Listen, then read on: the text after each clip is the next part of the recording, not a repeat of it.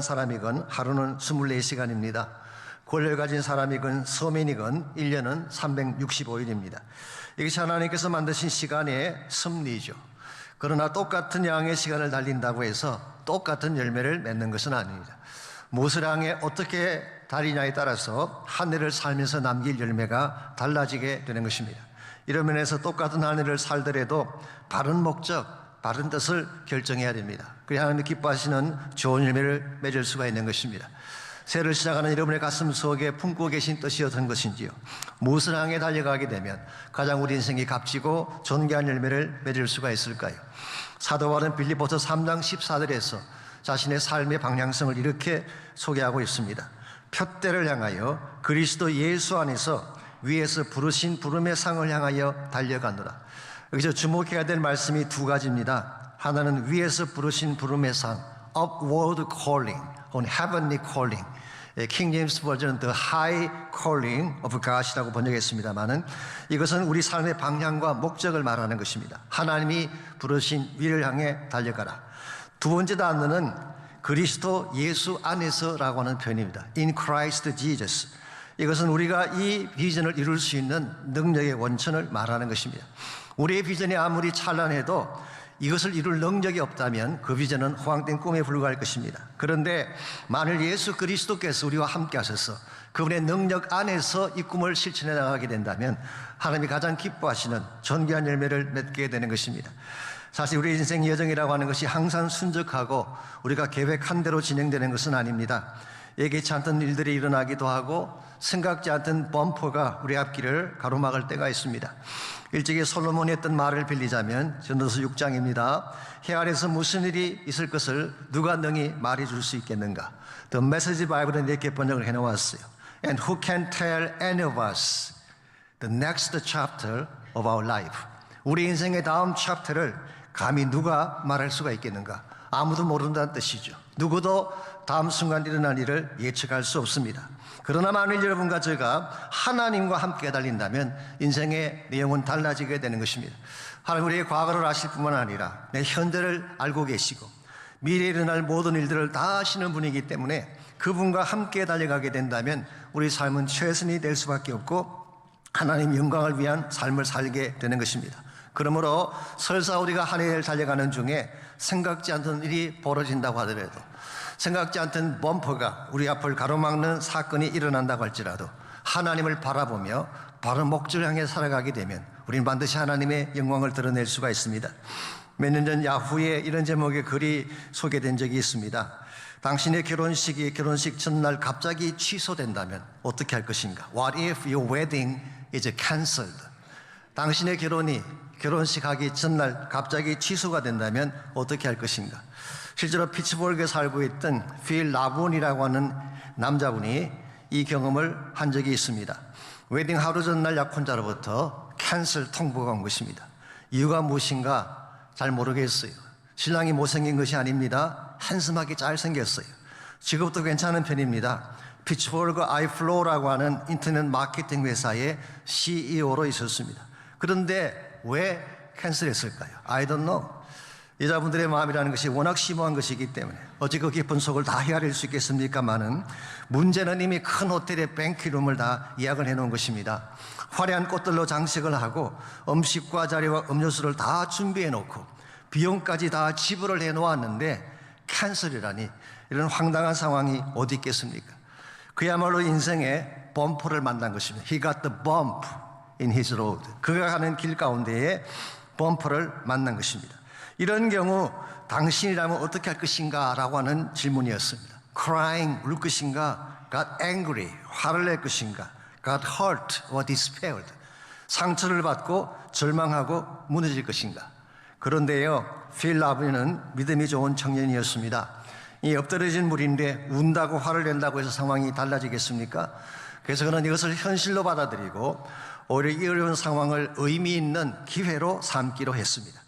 이왕 돈은 다 지불한 것이니까 뱅킷룸에 음식과 장식과 음료수를 그대로 다 준비하겠습니다. 그리고 그가 평소에 비전으로 생각했던 일 하나를 실천하기로 했습니다. 이 Surgical International이라고 하는 단체가 있는데 그 단체를 초청한 것입니다. 이 단체는요, 저개발 국가의 어린아이들을 무료로 수술해주는 의사들의 모임인데 신실한 크리스찬 의사들이 만든 아름다운 단체입니다. 이 단체를 초청해서 어린아이들을 위한 모금 행사를 하겠습니다. 그 결과 수백만 불의 기금이 모아졌고 전액을 아이들을 위해 사용하게 했다고 합니다. 여러분, 인생을 살아가다 보면 생각지 않던 범퍼를 만날 때가 있죠.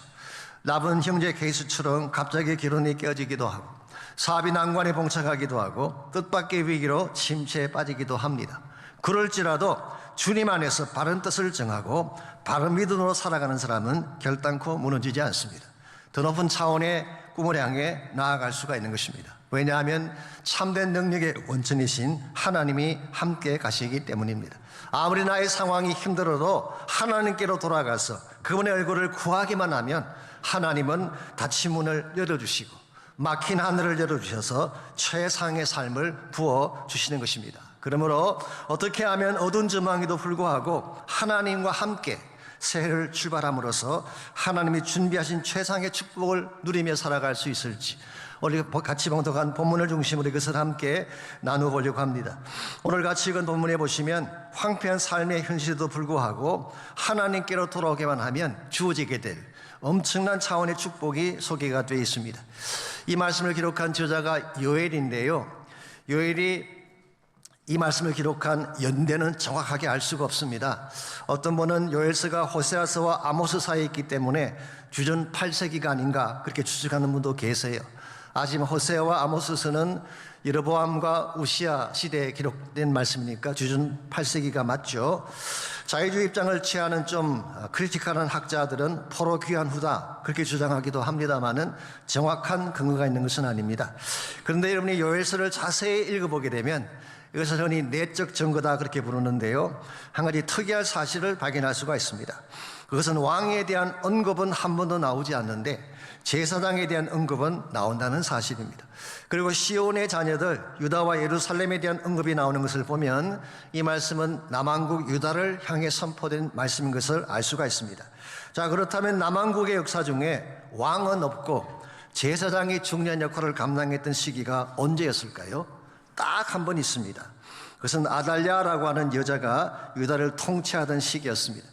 나중에 열왕기서를 공부할 때 다시 한번 말씀을 드릴 기회가 있을 것입니다마는 아달랴는 지난주를 공부했던 오므리의 손녀입니다. 그러므로 그의 아버지는 아합이고 그의 어머니는 이세벨이었습니다.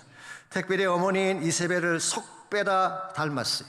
뼛속까지 바알로 가득 차 있는 바알의 아주 절대적인 숭배자가 아달랴였습니다. 이와 같은 아달랴가 자기 아들인 아하시아가 1년간 통치하다가 세상을 떠나게 되자 자기 자신이 여왕의 자리에 오르게 됩니다. 참고로 말씀을 드리자면요, 유다 역사가들은 여왕이었던 아달랴를 왕으로 간주하지 않습니다. 그리고 나서 모든 왕자들을 다 살해하려고 했습니다. 쉽게 말하면 다윗의 씨를 모두 제거하고자 한 것이죠. 여러분 생각해 보십시오. 그래도 자기의 손자인데 어떻게 손자를 다 죽일 생각을 할까요? 이것이 사탄이 가지고 있는 마인셋입니다. 복음서에 보게 되면 헤롯도 똑같은 일을 자행한 적이 있죠. 메시아가 오시는 것을 막기 위해서 2살 이하의 어린아이들을 살해하지 않았습니까? 이게 사탄의 영이에요. 사탄의 영은 어느 시대나 똑같습니다. 헤롯에게 들어간 것도 아달랴에게 들어간 것도 동일한 사탄입니다. 그렇기 때문에 보편적인 심성으로는 할 수 없는 잔혹한 일을 자행하게 된 것이죠. 그랬는데 하나님의 특별한 섭리로 그 왕자들 가운데 딱 한 명을 살게 해주셨어요. 그 왕자가 요아스라고 하는 아들입니다. 당시 제사장 여호야다가 요아스를 성전에 숨겨서 6년 동안을 기르게 되고 7년째 되던 해에 왕으로 세우게 됩니다. 그러므로 요아스가 왕이 되기 전까지 6년간의 기간은 아달랴가 유다를 통치하던 시기였고 그 시기가 유대 역사 중에 가장 바알을 많이 숭배했던 바알 숭배의 절정기라고 할 수가 있습니다. 이와 같은 상황에서 하나님이 엄청 진노하셨어요. 그 결과 하늘에서 비가 그치게 되고 온 땅이 사막같이 말라버리게 됐습니다. 그리고 메뚜기 재앙을 통해서 남아있던 모든 농작물과 식물들마저 송두리째 갉아먹게 했어요. 그래서 땅은 황폐할 대로 황폐하게 되고 모든 것이 절망적인 상황이 됐는데 바로 이와 같은 상황에서 하나님이 요엘을 통해 주신 말씀이 방금 같이 읽었던 본문의 말씀이에요. 23절을 보겠습니다. 시온의 자녀들아, 너희는 너희 하나님 여호와로 말미암아 기뻐하며 즐거워할지어다. 그가 너희를 위하여 비를 내리시되 이런 비를 너희에게 적당하게 주시리니 이런 비와 늦은 비가 예전과 같을 것이라. 하나님이 그들에게 비를 내리시겠대요. 그래서 이런 비와 늦은 비가 예전과 똑같이 내릴 것이다 라고 말씀하셨어요. 여기서 이런 비라고 하는 것은 10월 11월에 내리는 가을비를 말하는 것이죠. 이것은 씨앗을 뿌릴 때 땅을 촉촉하게 적셔주는 비를 말합니다. 그리고 늦은 비라고 하는 것은 봄비를 말하는 것입니다. 3, 4월에 내리는 비. 이것은 추수를 위한 비입니다. 아신 대로 팔레스타인 지역에는 수로 시설이 없습니다. 그러므로 전적으로 하늘에서 내리는 비는 의존할 수밖에 없습니다. 만일 비가 내리지 않으면 모든 농작물은 다 말라 죽게 되어 있어요. 다른 길이 없어요. 그런데 반대로 아무리 온 땅이 말라 있어도 비만 내리면 모든 것이 다 해결되는 것입니다. 오늘 본문에 보니까 그 비를 하나님이 예전같이 내려주시겠다. 이 말씀의 의미는 그동안 하늘이 닫혀 있다는 것을 전제로 합니다. 닫혀있던 하늘을 하나님이 다시 여시고 예전과 똑같이 이른 비와 늦은 비를 내려주시겠다. 전 여기에 하나님의 은혜가 있다고 생각합니다. 그동안 아달랴를 비롯해서 유다의 많은 백성들이 하나님을 떠나 바알을 섬겼어요. 그 결과 땅이 황폐하고 메말라져서 저주 같은 땅으로 변했는데 하나님은 다시 한번 기회를 주시겠다는 거예요. 다시 한번 하늘을 열고 단비를 쏟아부어 주시겠다는 것입니다. 이런 의미에서 다시 한번이라는 이 말씀 속에는 하나님의 엄청난 은혜와 배려가 담겨져 있는 것입니다. 우리 가운데 실패하지 않는 사람이 있나요? 우리 모두는 다 실패했어요. 침체할 수도 있고 무너질 수도 있는, 우리 모두는 다 다운되고 무너질 수가 있지만 하나님이 다시 한번 기회를 주신다면, 다시 한번 축복의 담비를 내려주신다면 우리 인생은 회생이 가능하고 새로운 차원의 출발이 가능한 것입니다. 이런 면에서 저희들이 2025년 새해를 시작하면서 다시 한번 하나님이 하늘을 열어주십시오. 다시 한번 비가 쏟아지게 해주십시오. 다시 한번 성령의 비가 단비같이 내리게 해주십시오. 우리가 이 말씀을 붙잡고 하늘을 달려가게 되면 설사 우리의 앞길이 척박해지고 황충이 먹어버린 것처럼 황폐하게 된다고 할지라도 하나님이 다시 단비를 부어주시기만 한다면 우리는 다시 회생될 수가 있고 부흥하여 살아날 수가 있는 것입니다. 이런 면에서 가장 중요한 것은 하나님이 단비를 쏟아 부어주시는 것인데, 이 단비가 쏟아지게 되면 어떤 차원의 축복이 우리에게 임하게 될까요? 지난번 성모 영신예배 때는 단비를 쏟아지게 하는 비결에 대해서 말씀을 드렸습니다. 주께로 돌아와서 마음을 찢고 회개하면, 그리고 하나님의 사랑을 믿고 기도하면 하나님이 단비를 내리신다, 그렇게 말씀을 드렸습니다마는 오늘은 이 단비가 쏟아지게 되면 어떤 축복이 주어지게 될까? 단비가 가져올 세 가지 차원의 축복에 대해서 함께 정리해 보려고 합니다. 첫 번째로 하늘의 단비가 쏟아지게 되면 다시 한번 풍요로운 삶이 주어지게 되는 것입니다. 다시 한번 삶이 부여하게 되는 역사가 일어나는 것입니다. 24절을 보겠습니다. 마당에는 밀이 가득하고 독에는 새 포도주와 기름이 넘치리로다.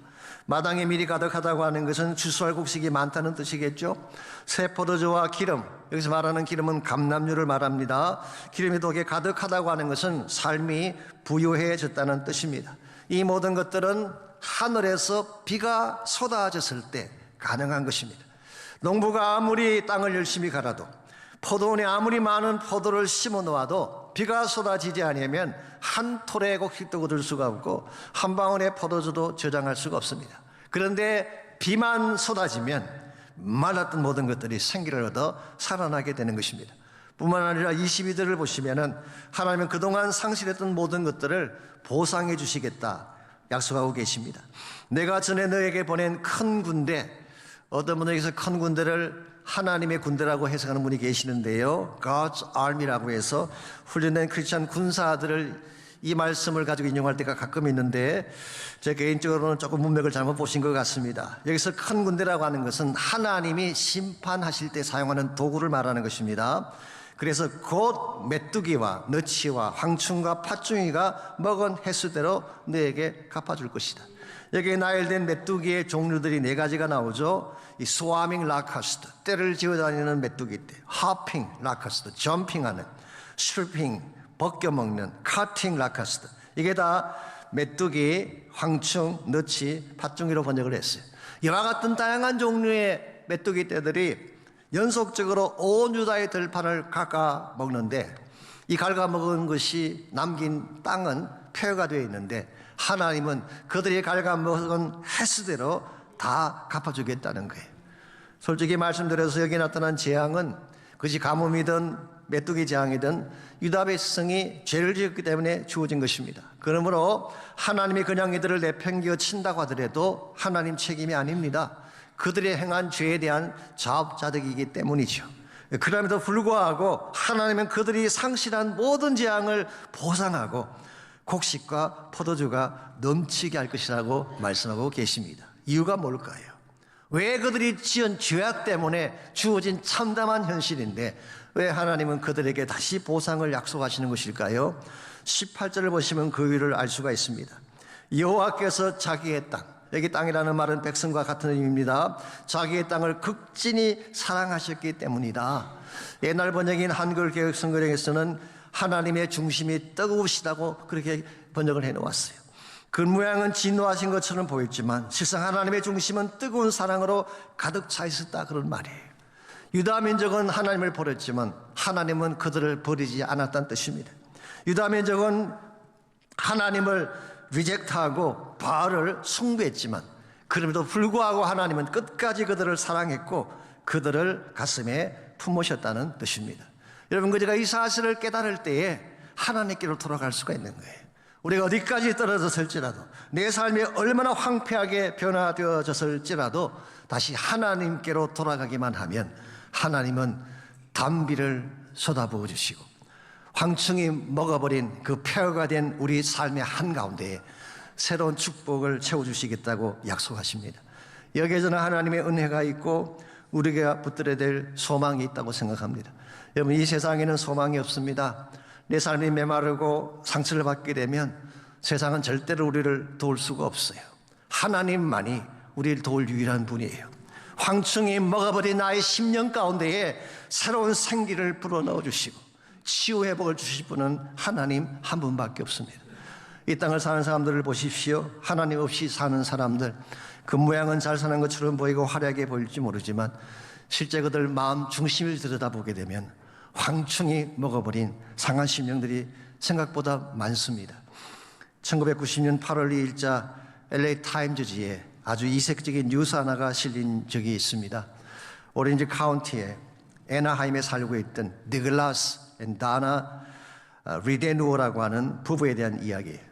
이들은 부유한 가정에 살면서 좋은 직장을 가지고 있는 금실이 좋기로 유명한 이름난 그런 부부였습니다. 남편은 48세, 아내는 45세인데요. 부부 사랑에 금이 간다고 해서 아이까지 낳지 않고 살았다고 합니다. 그랬는데 동반 자살을 한 것입니다. 이유가 무엇인지 아십니까?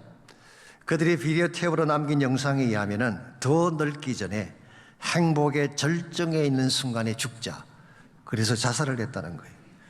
이 기사를 읽고 많은 사람들이 쇼크를 받았습니다. 행복의 절정에 있는 사람이 과연 자살한다는 것이 가능할까라고 하는 의구심 때문이죠. 그랬는데요, 그 다음 주간 이 사건의 전모가 밝혀졌습니다. 경찰이 조사한 바에 의하면 이들은 자신들이 주장하는 것처럼 그렇게 행복하지도 않았고 부유하지도 않았다고 합니다. 남편은 최고급 스포츠카를 타고 다니고 부는 벤츠를 타고 다녔습니다마는 세상 본인들은 파산 신청을 낸 상태였고 직장하는 휴가 여행을 떠난다고 했지만 실제로는 집안에 꼼짝 않고 있었고 동반 자살을 한 것이 아니라 남편이 부인의 동의를 받지 않고 일방적으로 사살했다는 사실이 밝혀지게 됐어요. 여러분, 그것만 보여서는 알 수가 없습니다. 우리가 알지 못하는 그들만의 아픔이 있었던 것이죠.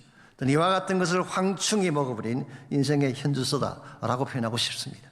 아무리 아름답게 꾸미고 행복한 척 가장을 해도 속 심령이 말라 있으면은 그 인생은 부유한 자라고 말할 수가 없는 거예요.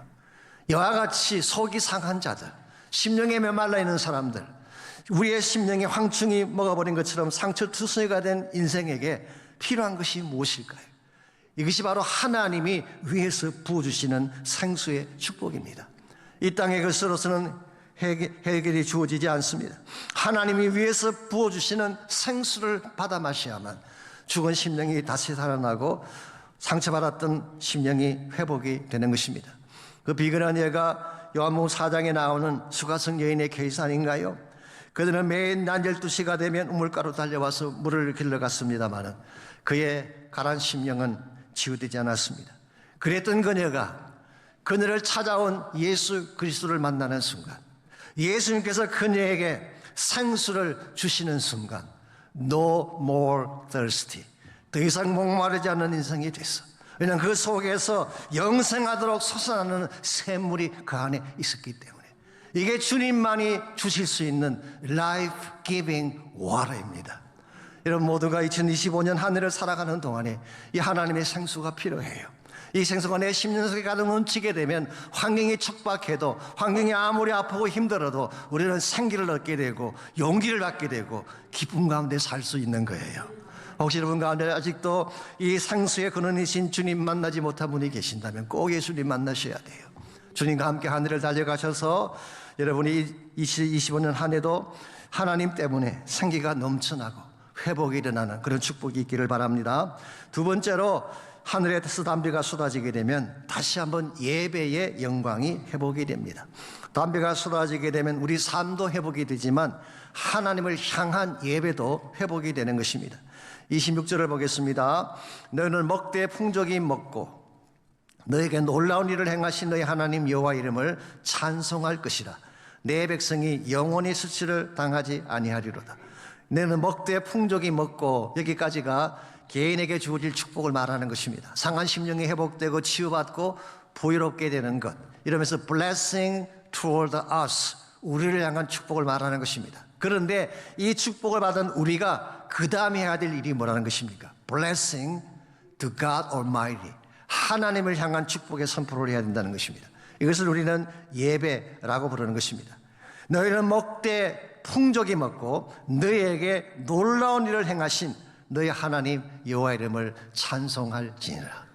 예배라고 하는 것은요, 하나님이 어떤 분인가를 깨닫고 그분이 행하신 일이 얼마나 크고 위대한지를 깨닫고 그것이 합당한 반응을 보이는 것을 예배라고 부르는 것입니다. 이와 같이 우리 심령이 하나님을 향해 다시 예배가 회복이 되어지면 27절을 봅니다. 하나님은 어떤 일을 행해 주실까요? 그런즉 내가 이스라엘 가운데에 있어 너희 하나님 여호와가 되고 다른 이가 없는 줄을 너희가 알 것이라. 내 백성이 영원히 수치를 당하지 아니하리로다. 우리가 하나님의 위대하신 일을 자백하고 고백하며 찬양하며 예배를 드리게 되면 하나님이 우리 가운데 다시 임재하시겠다는 거예요. 그동안에 이스라엘 가운데는 하나님이 없었어요. 이스라엘은 하나님을 제거시켜버렸어요. 그 대신 바알을 숭배하며 바알 중심의 삶을 살아왔는데 이제 하나님 여호와께서 너희 가운데 임재하셔서 너희 하나님이 되리라 말씀하고 계십니다. 이것이 예배의 파워예요. 하나님이 임재하게 되면 바알은 떠나가게 되는 것입니다. 바알이 떠나가게 되면 수치가 떠나가는 거예요. 그동안 유다 백성들, 이스라엘 백성들이 바알을 숭배했는데 바알 숭배의 결과가 무엇인가요? 그들은 열방 가운데 수치를 당하게 되고 부끄러운 민족으로 전락하게 되었는데 이제 하나님이 그들 가운데 임하시게 되면, 바알이 떠나가게 되면 그들은 다시 영광을 회복하게 되고 영원히 수치를 당치 않으리라 말씀하고 있습니다. 이것이 바로 예배의 파워입니다. 예배가 살아나게 되면 모든 것이 살아나는 것입니다. 예배라고 하는 것은 하나님을 만나고 영광된 임재를 듬뿍 누리는 시간이기 때문에 그렇습니다. 예배하게 되면 마치 가뭄 가운데 시들었던 꽃이 하늘에서 쏟아지는 비를 맞으면 생기가 살아나는 것처럼, 환하게 꽃망울이 피어나는 것처럼 예배를 통해 은혜를 담비를 받게 되면 여러분이 다시 살게 되는 것입니다. 그러므로 사랑하는 성도 여러분, 힘들수록 침체되고 무기력해질수록 더욱 하나님께로 나오시기 바랍니다. 그리고 전심을 다해 하나님을 찬양하며 예배하시기 바랍니다. 예배하는 중에 하늘이 열리고 찬양하는 중에 성령이 임하고 하나님 앞에 부르짖는 중에 귀신이 떠나가고 말씀 듣고 기도하는 중에 죽은 영혼이 살아나게 되면 여러분은 어떤 환경 속에서도 기쁨의 인생이 되는 거예요. 우리가 담배를 맞게 되면 개인적인 차원에서 분명히 예배가 회복되는 축복이 임합니다. 뿐만 아니라 교회의 부흥도 마찬가지입니다. 예배가 살아나게 되면 교회사에게 모든 것이 다시 생기를 얻게 되는 것입니다. 요즘 한국에서 화제가 되고 있는 교회 중에 포드교회라고 하는 교회가 있습니다. 저는 포드라 그래서 자동차 이름인가 그랬더니 그게 아니고 POD 철치입니다. 이 POD는 Pace of David, 다윗의 걸음이라고 하는 단어의 약자입니다. 사무엘의 6장에 보시게 되면 다윗이 법궤를 다윗성으로 가져올 때 궤를 맨 사람들이 6걸음을 옮겼다는 기록이 나오죠. 그래서 Pace of David, 이 법궤를 옮기는 발걸음을 Pace of David, POD라고 부른 것입니다. 근데 이 교회는 자체 건물이 없습니다. 삼성동에 있는 이벤트 홀을 빌려서 예배를 드리고 있습니다. 주일 예배에 참석하려면 미리 예약을 해야 된대요. 그냥 가면 안 받아줘요. 예약을 해야 됩니다. 의자는 쿠션이 없는 간이 의자이고 식사도 주지 않고 오히려 주차비를 지불해야 됩니다. 약 1만 원 가량의 돈을 지불해야지 파킹을 할 수가 있습니다. 그리고 예배 시간은 2시간 이상 계속이 됩니다. 그럼에도 불구하고 구름대같이 많은 젊은이들이 교회로 찾아와서 앉을 자리가 없을 정도라고 합니다. 이유가 뭘까요? 저는 솔직히 이야기를 듣고 좀 충격을 받았어요. 요즘 젊은 사람들이 교회를 떠난다고 하는데요, 그 이유가 교회 나오는 것이 불편하고 시간 내는 것이 아까워서 그런가라고 생각했는데 그 생각을 완전히 바꿔놓았기 때문에 정말 예배가 예배다우면 아무리 멀고 불편해도 교회를 나온다는 거예요. 이 POD 교회의 특징 중 하나가 뭔지 아십니까? 1시간 이상 찬양을 하는데요, 한 사람도 구경꾼이 없어요. 모든 성도가 다 찬양 인도자처럼 함께 찬양을 합니다.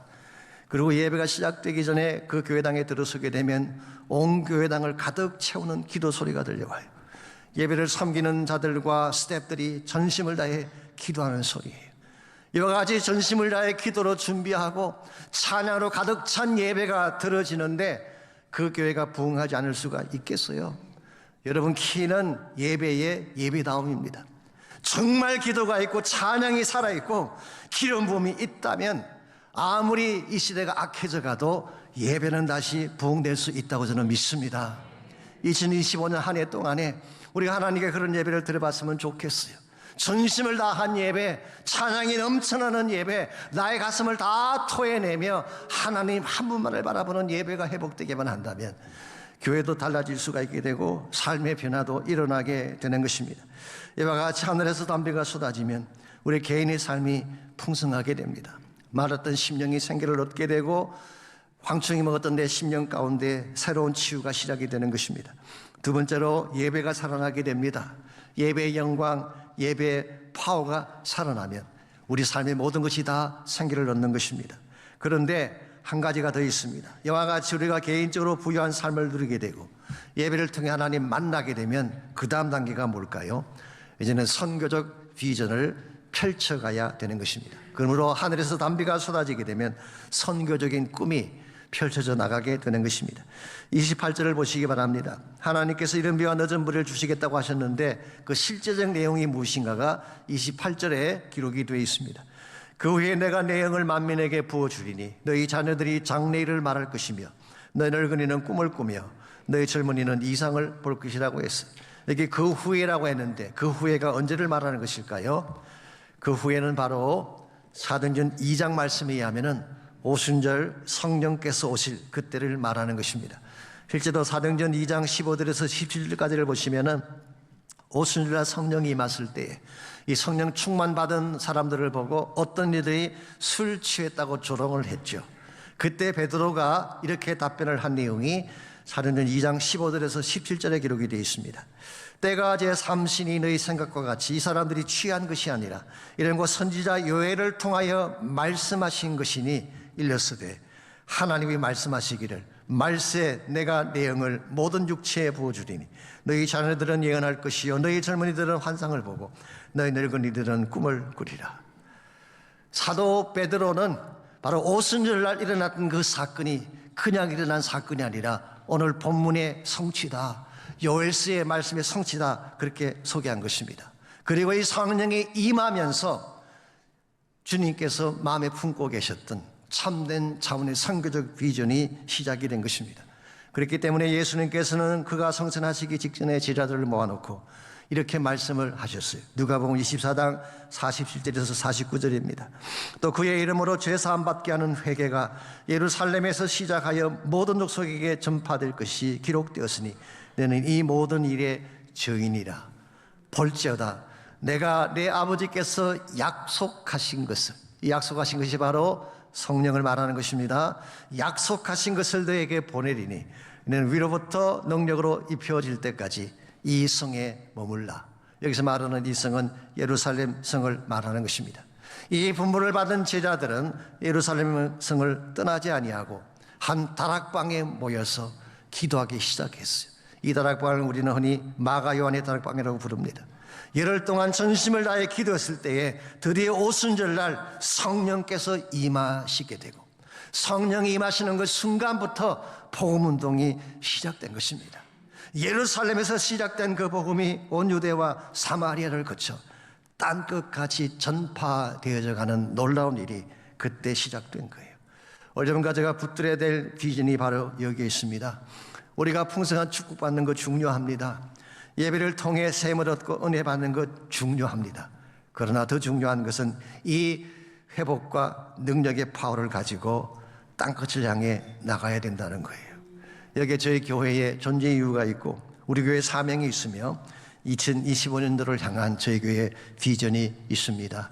이것을 위해 여러분 기도해 주시고 헌신해 주시기를 바랍니다. 그때에 여러분의 인생의 진정 바른 방향으로 나갈 수가 있게 되고 맺게 될 열매가 극대화되어지게 되는 것입니다. 우리에게 주어진 한 해의 여정, 마냥 쉽고 편안하게만 한 것은 아닐 것입니다. maybe 생각지 않던 범퍼를 만날 수 있어요.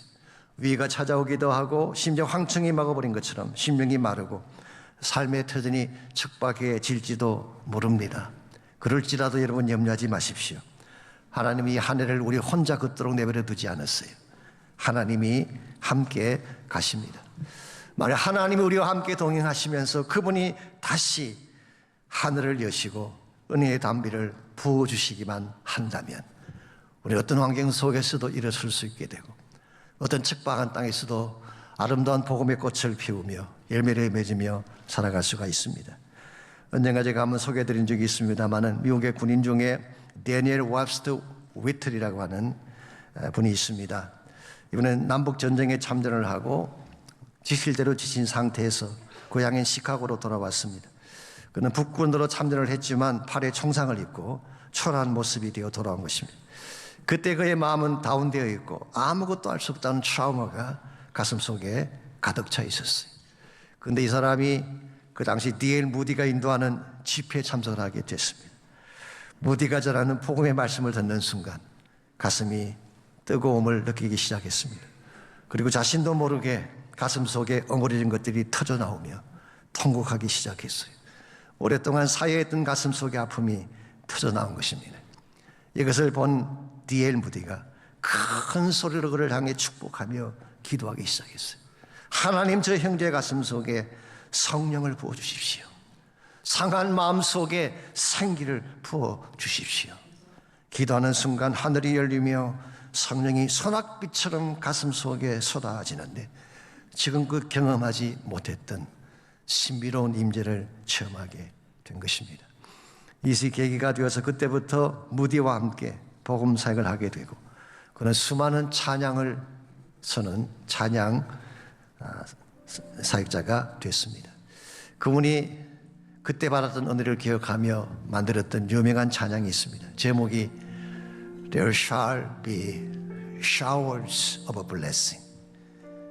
축복의 소낙비가 쏟아지게 될 것입니다. 우리말 가사는 이렇게 번역이 되어 있습니다.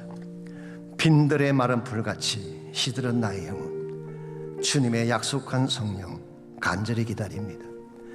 가물어 메마른 땅에 담비를 내리시다고 성령의 담비를 부어 새 생명 주십시오. 빈들의 마른 풀같이 쭉쭉 갈라진 나의 마음, 황청이 먹어버린 것처럼 상하고 시들어진 나의 마음, 내 힘으로 회복할 수가 없습니다. 성령의 담비가 필요합니다. 메마른 나의 가슴 속에 담비를 내리시듯 생명의 담비를 부어 나를 다시 살게 해주십시오. 기도하시기 바랍니다.